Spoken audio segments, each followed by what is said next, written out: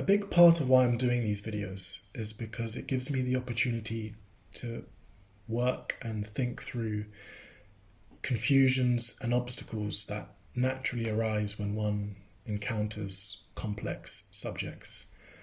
And this week I've been reading about the Japanese dramatic art of Noh theatre, which, as I mentioned the other day, has its origins in the 14th century Muromachi era and is the oldest theatre form that is still in existence today. So obviously it's got a lot of history, and there's a lot of literature behind it, and many nuances, and one can glean and learn a lot from such a masterful traditional art form. And whilst thinking about Noh theatre, of course I've been applying and assimilating it to my own ideas about theatre, what I want to showcase on stage, and kind of aligning some of what I've been reading with my own sort of ideas for future performance.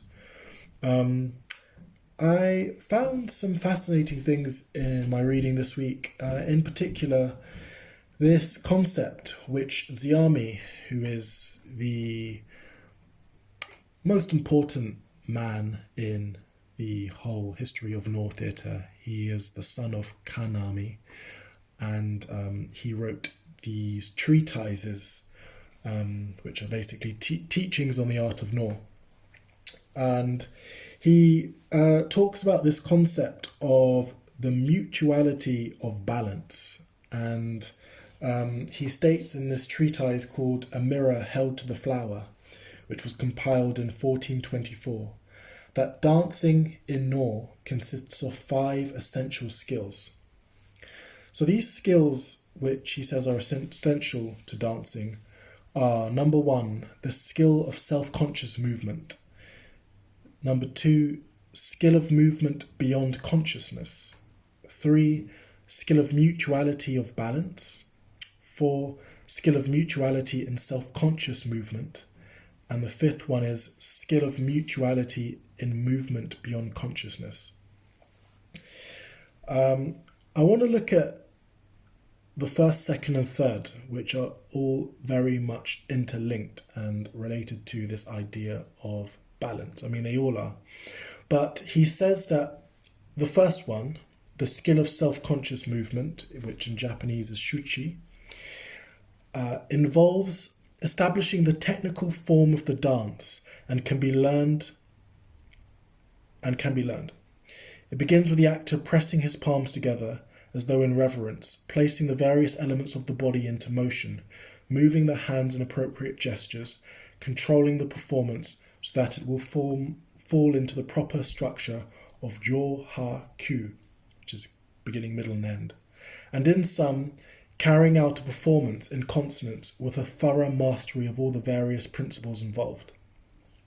This represents what is referred to as the skill of self-conscious movement.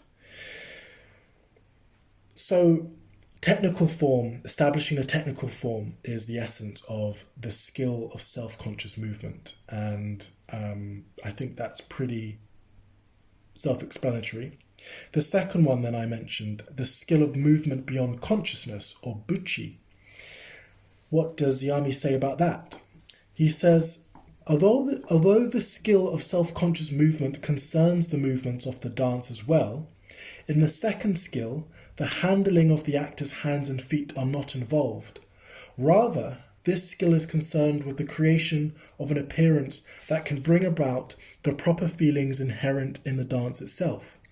It is the creation of an atmosphere central to the method of performance in which the appearance of the actor can go beyond mere techniques and concrete forms. Such a performance resembles a bird that opens its wings and trusts itself to the movement of winds. Such is the meaning of the skill of movement beyond consciousness. So, here, not talking about the technical form, but talking about mood and atmosphere and feelings inherent in the dance and how one can bring that out. And this is the skill of movement beyond consciousness. So the third one, because I said I was going to talk about 3 of these, is the skill of mutuality of balance. So this is essentially the bringing together of the first and the second.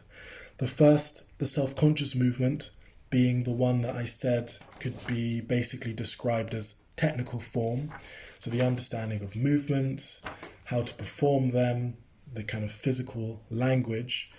And then the second, the movement beyond consciousness, as this kind of deeper, more emotional, more atmospheric, spirited element of the dance. And the skill of mutuality of balance, Sokyokuchi, the third one, is the art of bringing the first and the second together, harmonizing them. So I found that very interesting to kind of read through and kind of grapple with. And just on this theme of balance and the balancing act and mutuality of balance, I wanted to talk about another idea which can also be described as mutuality of balance, but this time it's talking about the audience. And according to a secret teaching, Xiami says, any endeavour will meet with success at the point when the principles of yin and yang are harmonized. The spirit of the daytime hours can be represented by the positive principle yang. Thus, to plan to play the no as gently as possible provides a spirit of the complementary negative principle yin. Giving birth to yin during the hours of yang produces that sought-for harmony. The creation of this harmony is the first step in producing a successful no performance. Performances and spectators alike will find such a performance moving. On the other hand, the spirit of the night is represented by the negative principle yin. Therefore, the no must be played as buoyantly as possible. What lifts the feelings of the audience is the possible principle yang. Success comes from harmonizing the spirit of yang with the spirit of yin of night. On the other hand, if the spirit of yang is applied to yang, or the spirit of yin to yin, no harmonization can take place, and no success will be forthcoming. And without such a harmony, such a fulfillment, there will be nothing of interest in the performance. So, again, this idea of the mutuality of balance.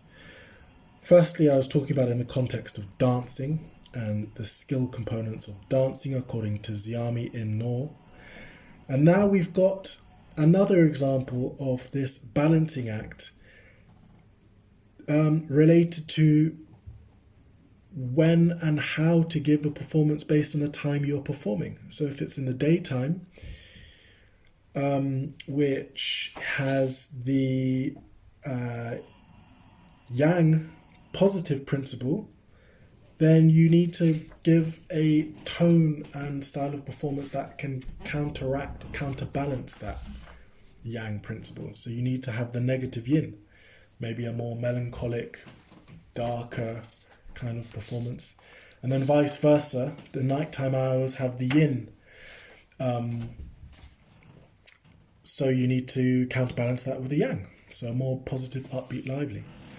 Really, really, really interesting. How one goes about executing the skill of self-conscious movement and the skill of movement beyond consciousness in an effective, elegant way remains to be seen and executed. But I guess the first step is just being aware of these principles, and we can take it from there.